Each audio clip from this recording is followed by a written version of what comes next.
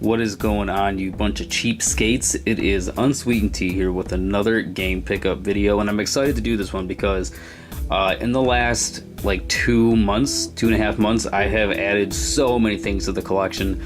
There's been a lot of donations recently, and I'm really excited to go through this stack of stuff and show you the kind of deals I've been able to get while hunting in the wild, and also just things that are lying around that people don't really have too much of an attachment for, and they just want to see go to a good home. And you're going to see examples of some cool games that were donated here, and a very large portion of this, more than half of it, was donated by my wonderful girlfriend, always looking out for me.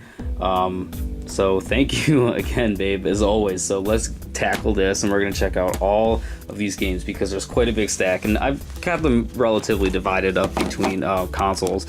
So first we have the Donkey Konga 1 and 2. This is another example of these like bilingual games. This one's in French. A lot of stuff I get is in French and English, like I said, because I'm so close to Canada. So these games, I never played them when I was younger, and I also got 2 bongos. I'll showcase those in a different video because there's going to be multiple segments to this pickup. It's huge. So these games, I never played them, like I said, when I was younger, and they are so much fun. I actually got pretty decent at this, and it's great to waste your time with. It's fun. Mario Party 4. I love the Mario Party franchise, as most people do. Nintendo really nails the multiplayer aspect of things, and this is no exception to that. So another example of that also is Super Smash Bros. Melee. Happy to get a copy of this because these are only going up in value. Most Nintendo games hold their value pretty well over time. So another great addition. We got F-Zero GX. Now, this game is pretty beat up, so I'm actually going to see if I can take it to the local, secondhand game store and see if I can get it resurfaced there, because I have a great resurfacing machine. And I haven't played this one, and I would really like to try this out. We got Spyro Under the Dragon. Never played Spyro on any other system besides the PS1. I don't know how those fared out. So again, another, I love platforming games, so this is awesome. Let's put in the collection. Next we have a couple Nintendo 64 games. I used to have this game a while ago, but as you trade video games like it's currency when you're a child, so like I said, I'm in the process of rebuilding the collection, so let's check out all these games. So this is GoldenEye 007. It doesn't exactly hold up today as well as it did in the late 90s, but it's still a fun game, very nostalgic. I would really like to try the Wii remake of that. Mario Kart 64, amazing game, aged very well. It's amazing. All Mario Kart entries are phenomenal, no exception again. A lot of memories of this one. Mario Party 2, again, I feel about Mario Party games. And I've never actually played Pokemon Stadium, so I'm excited to give this one a go as well. So here we have a bunch of portables. The later half of this segment is going to be mostly portable stuff. So we have a Game Boy Advance SP that is blue, and we also have a Game Boy Advance SP that is silver. There was 2 of these that she had, and they're awesome to see that just the differences, I guess. Even though there's none, it's just nice to have different colors in your collection. So there's a whole bunch of games with these. We got Mario Kart Super Circuit, again, another great addition. It's like a portable version of the Super Nintendo one. Super Mario World, a remake of Super Mario on the Super Nintendo. Great remake of it, actually. And we have Cubix and Mickey Mouse USA. I just wanted to see what this licensed game was going to be like, and I need to do some research on this because this says 3DO, and from what I've seen, 3DO is a game publisher or developer, something along those lines, but all I know of the 3DO is a Panasonic 3DO, so I wanted to get this game just to see what that is. It's interesting to me. Original Game Boy game, this is Centipede. Great game. Ooh, it's great to waste your time with. It's fun.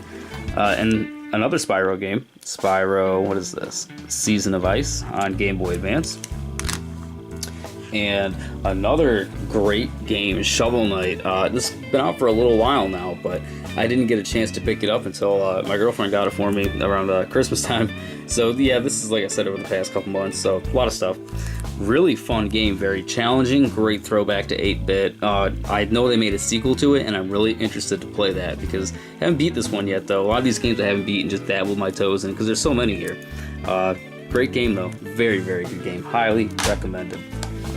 So here we come to the DS, and we're going to see a lot of classics here. I'm not going to bother going over every single game because we know what these games are, and we know how fun they are, okay? And that's no exception. The DS was great, had a lot of wonderful games. Look at all of these. This I never played, and I really am excited to play this. And what else do we have? So, you see in all these, we got Mario and Sonic at the Olympic Games. Again, never played that one either. A lot of stuff I missed was donated by her, so... Anyway, last two we have here for the DS, March of the Minis, Donkey Kong. Never played this, but wow, it is a very addicting puzzle game that utilizes the touchscreen very well with Mario characters, and Princess Pauline is actually in this, it's not Peach. So, pretty fun game, really like that. And last one we have is Drawn to Life. Looked really interesting, and I have not played it yet. But I'm looking forward to playing that. And keeping things in light with portables, we have the PSP Model 3000. Now, I had the Model 1000 growing up, and I had sold it a long time ago, and this remodel is just so much superior in every way, shape, and form to the PSP 1000. It's very nice. I didn't think I was going to like this drawer, being able to just open it like that, but wow, such a comfortable handheld, so wonderful. Sony's first foray into portables was so great, and this is like the Sega Game Gear of portables because it sold decently enough, has a lot of really stand-up games on it, but it was overshadowed by the DS, you know, and that's understandable. No one's really going to dethrone Nintendo, but such a great portable. This is a little stand, and you can just put it on there, and bam, it's really good for displaying it. I like to keep it on my shelf that way. Also, coming with this from my girlfriend was this case. Really good case. I use this whenever I want to take my PSP on the go. When I'm playing it at home, you know, just on the couch or whatever, I'm not going to use the case, but on the go, I like to have it protected. And here's a UMD case that'll hold all your PSP games and movies. We're not going to talk about that store, but really nice. Same size as the PSP, so I really like that they did that. It's very unique, very cool. And here we have a bunch of PSP games, so we're going to go over these. Most of these were donated by my girlfriend. I bought a couple of them, and one of my buddies gave me a bunch of PSP UMD movies, which we're going to get to those in a minute, but let's just tackle the games first. So we have Ratchet and Clank Size Matters. Can't remember if I showed this off in my last video, so might as well show it off again. This game, as well as Daxter, let me get that. I picked these up for $2.99 a piece, but there was no cover art with them. So I went on the cover project, downloaded them, got a cover, and I actually got the inlay, so I made the inside of it too. So that's really cool. With a lot of cartridge-based stuff and the disc that had, you know, the UMD being what it is, with the plastic shell over it. A lot of people, you know, don't have the cases, you know, after so many years, so it's really nice to be able to just get a stock PSP case and print out your own stuff. I recommend the cover project. The Daxter one turned out really nice also. Looks very nice. So those two games are really fun, really, really fun. I also picked up, for a really cheap price, at the same time as that, was God of War Chains of Olympus. Very fun game. Got it for $3.99, complete in box with everything, which is really cool. I always like getting complete in box stuff. Always fun. And I beat this game in like a sitting. It's not very long. There's only like 3 or 4 major boss battles, but God, it was making me so mad. Ugh. I was ready to throw my PSP at the wall. I get really angry when I play games. Little Big Planet. This game looks so good on the PSP. For a while, the PSP looked like a PS1, PS2 hybrid, as far as the graphics are concerned, but this game really held up to the PS3 counterpart in a very nice way. Very good portable version of Little Big Planet. Very fun game, highly recommend it. You can find this game anywhere for a relatively cheap price. Mod Nation Racers, I really can't say that this is a great competitor to Mario Kart. Mario Kart is the king. For what it's worth, this is a pretty good game. But Sony, you can't top the king when it comes to kart racing games. But for what it's worth, fun game. It's also a PS3 game as well. The PSP was going through a phase where they were releasing a lot of console variation games for PS2 and PS3 and even PS1. So very cool history. Loco Roco, a very interesting side-scrolling type game that uses the LNR triggers to rotate the stage to get your Loco Roco to the end of it, and it's a very unique game concept, and it's a lot of fun. Very cutesy, very good. These are the kind of games that I like a lot. Recommended. Here we go. You can see our favorite yellow porous sponge.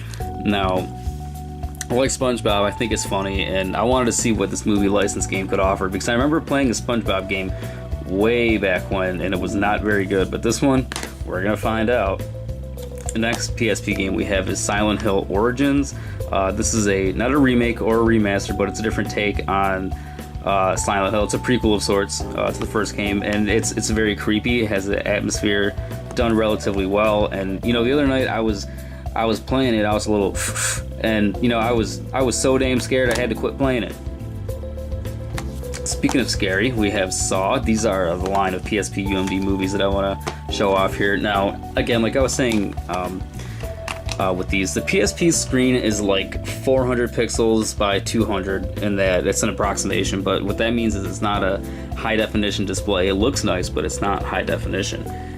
The highest it can output is 480p with component cables on an HD television, but not natively. So movies really do have a DVD quality. I know they advertise that it is DVD quality, and it really is. The only time I actually just put the PSP on the stand and I popped in Saw, and I just had it off to the side for a while, which, retro tech is always cool, so it's fun to do things like that. And I remember, the PSP at the time, when it was released in 2004, smartphones weren't a thing. Your phone was either a Nokia brick or it was a flip phone.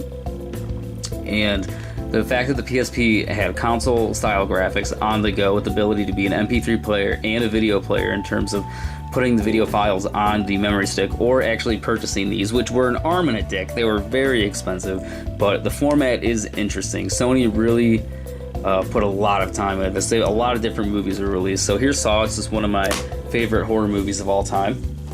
I've actually never seen this movie, Shaun of the Dead, and I don't own a copy of it on DVD. I don't know if it's on Netflix streaming, and I've wanted to see it, so I have the PSP UMD, so we're going to take advantage of that. Thank you, Sony.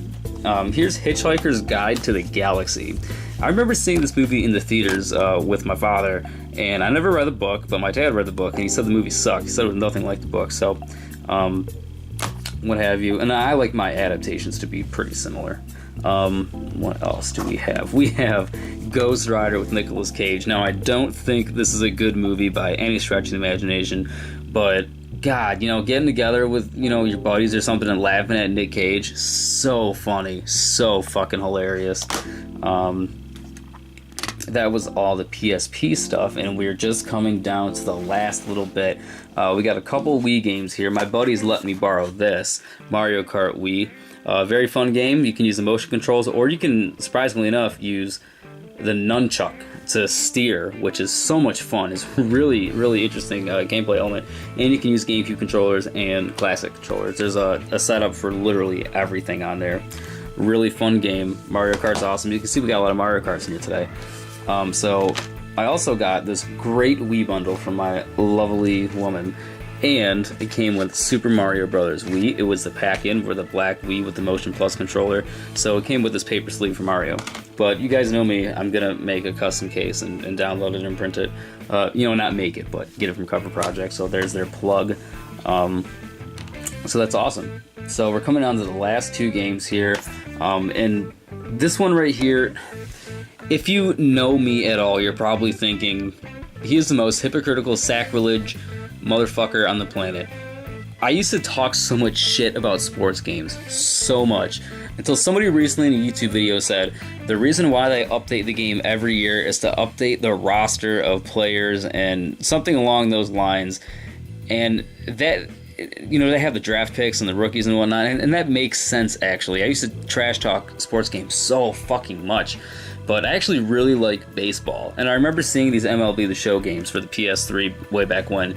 And I remember my cousins always played sports games on PlayStation, so that was kind of like a little nostalgia factor for me. And I also really like baseball. It's the only sport that I know all the rules for and I know how to play, and I wanted to play it, and I'm too fat and fucking lazy to play it in real life, so I got the sport counterpart for $1.99. Sports games are going to be 9 times out of 10 fucking complete in box with everything, dirt cheap, $1.99. So kind of looking forward to playing that, and that's really interesting. If you would have told me 10 years ago that I would be buying a sports game, I would have called you a fucking idiot. So the last game we got here is The Legend of Zelda Twilight Princess. I remember getting this game on launch when I got my original Wii back in 2006, 11 years ago. And I really liked this game. Now, I really suck at Zelda games, but I usually have to have a guide to finish them. But I really liked this one, and I found it for a cheap price, cheaper than you find online, with everything in it complete in box. So that's always nice. I always strive for complete in box. And going in the wild and finding things is generally cheaper. Sometimes you can go to thrift stores or secondhand game shops. This is where I frequently go. Fuck GameStop, we're not going there. But you get great prices on cheap stuff.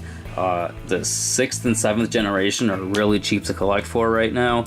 The PSP, Game Boy Advance, these things are just only going to probably go up in price at some point because they hold a lot of value in people's, in their heads in terms of childhood nostalgia and just the sheer thrill of collecting in general. It's always really nice to get a whole new stack of games and rearrange your shelf and have to make more space and add to the game room. It's always a great adrenaline rush.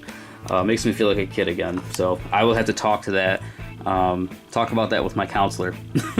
So thank you guys for watching. I will have another game pickup video soon because there are more things that I did not show off yet, and I hope you enjoyed the video, guys. Take it easy.